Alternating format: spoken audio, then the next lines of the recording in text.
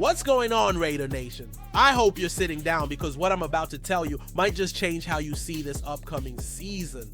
The desert winds are carrying whispers from Henderson, and trust me when I say this, the silver and black are cooking up something special that's going to have the entire NFL taking notice. Today we've got updates that are going to shake your football soul. A veteran defensive weapon who's been given a brand new role that could unleash chaos on opposing offenses. A rising pass rusher who's finally healthy and hungry to prove he belongs among the elite. And a secondary unit that's being compared to one of the greatest defensive groups in NFL history. Yes, you heard that right. And the man making that comparison knows a thing or two about championship defenses. And if you bleed silver and black, make sure you subscribe to the channel, smash that like button, and drop your hottest takes in the comments. Let's show the league that Raider Nation dominates not just Allegiant Stadium, but the entire internet as well. We are the most passionate fan base in football. And it's time we remind everyone why they call us the greatest show on turf, Las Vegas style. If you think you've heard it all about this Raiders roster, think again. Because what's happening inside this organization under Pete Carroll's leadership could completely rewrite the script of not just this season, but the entire trajectory of this franchise. The pieces are falling into place in ways that even the most optimistic fan couldn't have imagined just months ago. The story begins with a player who many thought was finished, a three-time Pro Bowler whose career seemed to be hanging by a thread after a series of devastating injuries. But sometimes, all it takes is the right coach, the right system, and the right opportunity to resurrect a career that everyone else had written off. General Manager John Spytek dropped a bombshell during his interview with Raider Nation, Radio 920 AM, that sent shockwaves through the desert. This defensive veteran won't be playing traditional safety anymore. He'll play probably a little closer to the line of scrimmage than a true safety, Spytek revealed. And those words should have every Raiders fan's heart racing. We're talking about transforming a player into a hybrid weapon, a chess piece that offensive coordinators across the league are going to lose sleep over. This isn't just about filling a roster spot. This is about creating nightmares for quarterbacks who think they have the Raiders' defense figured out. The blueprint for this transformation isn't theoretical. We've seen it work before, and work spectacularly. Under Pete Carroll's system in Seattle, this same approach turned this player into an absolute terror for opposing offenses. We're talking about a defensive back who recorded 9.5 sacks in a single season, an NFL record that still stands today. That's not a typo, Raider Nation. 9.5 sacks from a player lining up in the secondary. But here's where it gets really interesting. The injury concerns that have plagued recent seasons might actually be a blessing in disguise. Think about it. A player with something to prove, with fresh legs, coming into a system that maximizes his unique skill set. The coaching staff isn't just hoping he can contribute, they're planning to build entire game plans around his versatility. Imagine the confusion on opposing sideliners when they can't figure out if he's dropping into coverage or bringing the heat on a blitz. The early reports from Henderson are already turning heads. The speed is still there. The instincts that made him a household name are sharp as ever, and most importantly, the hunger to prove doubters wrong is burning hotter than the Nevada sun. This isn't just about redemption. This is about showing the entire league that writing off a Raider is the biggest mistake you can make. But that wasn't the end of it. In fact, it was just the beginning of what's shaping up to be one of the most compelling comeback stories in recent NFL history. Just when you thought the defensive resurrection couldn't get more intriguing, another story began to unfold. One involving a player who's been waiting in shadows, recovering, preparing, and getting ready to remind everyone why he was once considered one of the most promising pass rushers in the game. Malcolm Koonce's name might not roll off tongues like some of the league's elite edge rushers, but after what happened during his explosive 2023 season, that's about to change in a big way. Picture this, Christmas Day 2023. The defending Super Bowl champion Kansas City Chiefs rolling into Las Vegas, confident and seemingly unstoppable. Patrick Mahomes under center, looking to continue his dominance over a Raiders team that most experts had already written off.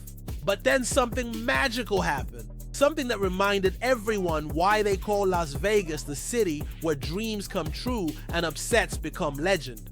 3 sacks. 3 devastating, momentum-shifting, crowd-erupting sacks against the best quarterback in the game.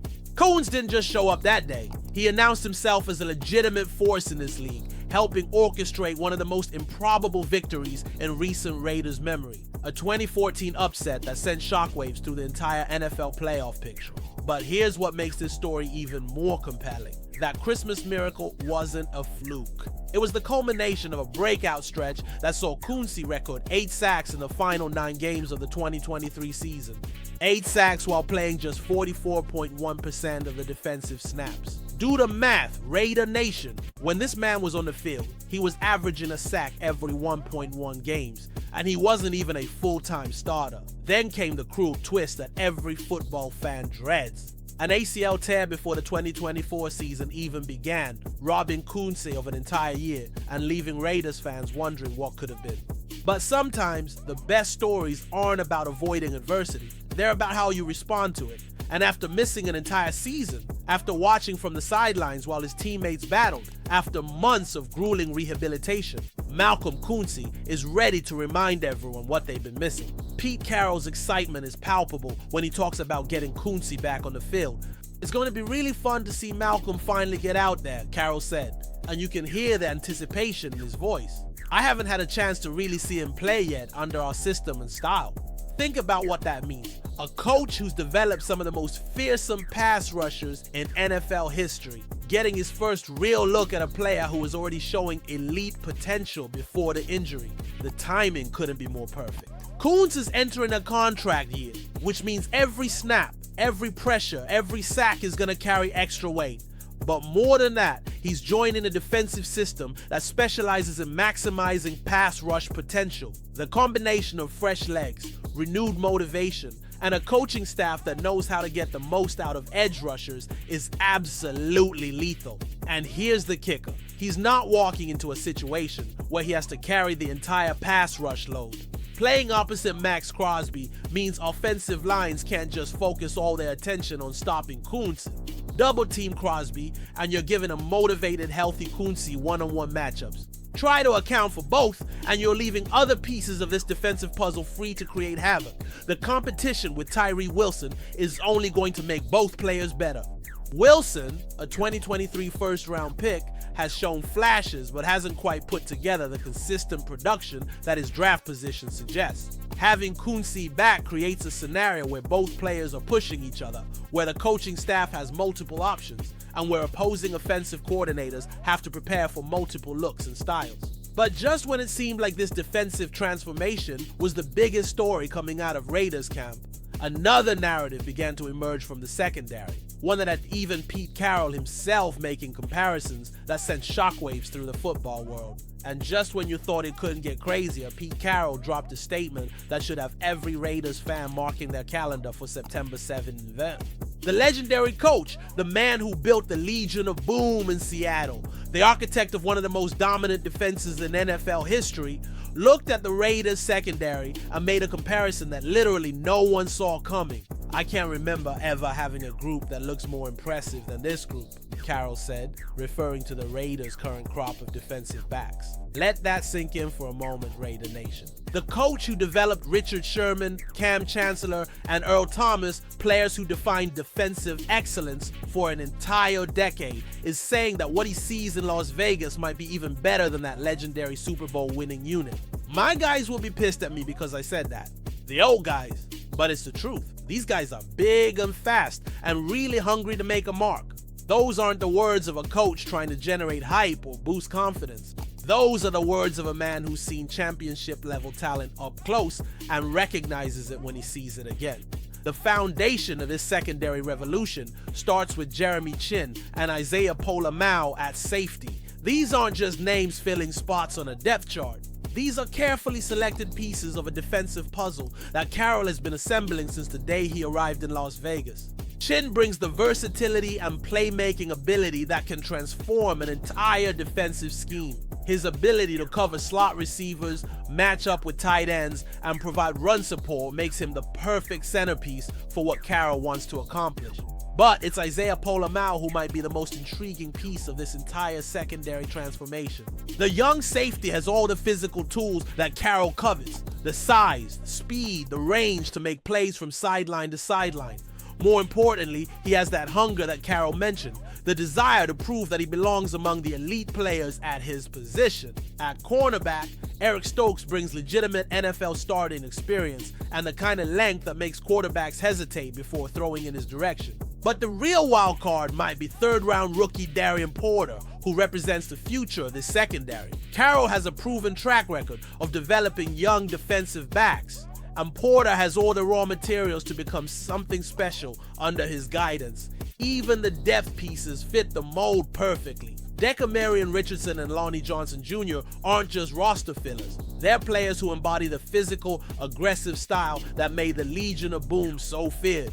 They're tall, they're fast, and they're absolutely desperate to prove they belong on an NFL field. But here's what makes this comparison to the Legion of Boom so significant. It's not just about individual talent.